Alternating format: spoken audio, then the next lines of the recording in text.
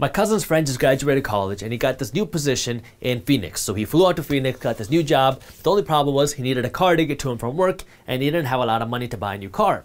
So he talks to my cousin about what he should do, and they talked about getting a used car. That way he didn't have to blow all of his money to get a new car or blow his future money on a new car. Anyways, so he's looking at used cars and he ends up going to the BMW dealership, calls up my cousin and he says, "Guess what? I'm buying a new 4 Series. So now this guy, let's call him Bunty 2.0, needed a car. But instead of buying a car with cash that he could afford, that way he didn't have to worry about payments, he ended up going to the BMW dealership and he bought himself a 4 Series, where now he's going to be paying $500 to $600 a month for at least the next 3 years to lease out this car. So let's take a look at this. You need a car, and I think he put down $4,000 when he leased the BMW. And so you have a couple options. You can go out, put down $4,000 and lease a car, and now you're going to be paying right around $500 to $600 a month. Let's just say $500 a month. And this is now a payment scheme that you're starting. Once you lease a car, at the end of the lease, what are you going to do? Well, you're going to want to lease another car or buy another car, because at the end of the lease, all these car companies are going to tack on a whole bunch of fines and fees if you don't take another car from this company. So it's very unattractive to go out and buy a different car somewhere else or buy something that you can afford with cash. So when people start this payment scheme, they stay on this payment scheme forever. So now let's assume that now you're going to be paying this $500 a month every month for the next 30 years. After 30 years, what's going to happen? You're going to be left with nothing. Even if you own your car after 30 years, you're going to own a car that's really worth nothing because your cars aren't worth anything.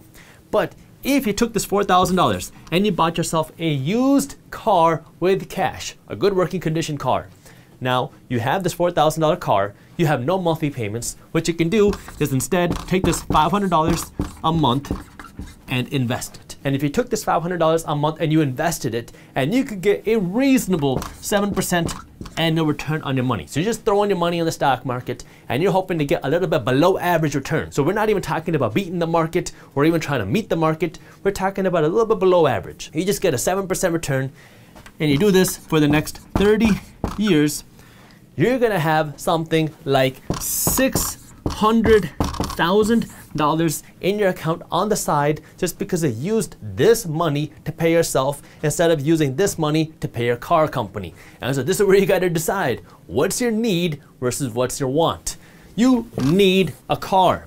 You just want a BMW. Now, don't get me wrong here. I want you to drive a nice car. I love nice cars. I really like BMWs. But you got to decide what your goal is right now. Are you trying to flex on Instagram, or are you trying to become wealthy? Because these two things are going to give you two financially different results. If you're just trying to flex on Instagram, then sure, blow your money on a car. But if your goal is to become wealthy, then screw the car right now. Go invest this money into yourself and buy something beat up that is working. That way you have this money every single month that you can invest into yourself. That way you can build your wealth. Once you are ready, then go out and buy yourself whatever car you want, because you can afford it without worrying about the price, because now you're building that wealth, or you've already built that wealth. This is where you got to really dig deep and figure out what do you really need and what do you just want. Because every dollar that you're spending on things that you don't need is a dollar that you cannot invest back in yourself. Now, you got to understand here also, the goal is not to live small for the rest of your life. I don't want you to be the super frugal person who's just pinching pennies, because at the end of the day, a penny saved is just a penny. I just want you to understand that right now, the easiest way to have some extra cash is just by not spending all of your cash. And so if you can understand how to live below your means, that way you have some extra cash, now you can put this money to work to help build you wealth. Now, again, I don't want you to just live small. I want you to work to grow the pie, because there's a limit to how many pennies you can pinch and how small you can live, but there's no limit to how much money you can earn. But the first step to being able to build this wealth is you got to stop blowing all your money on things that you don't need. That way you have money to buy things that will actually build you wealth. If you enjoyed this short clip from my longer videos, here's another clip that I think you'll love. And while you're at it, if you're interested in learning more about how to start generating passive income, our team put together an amazing guide on how to start generating passive income for free. All you got to do is click that button right over there. Thank you for watching, and as always, keep hustling.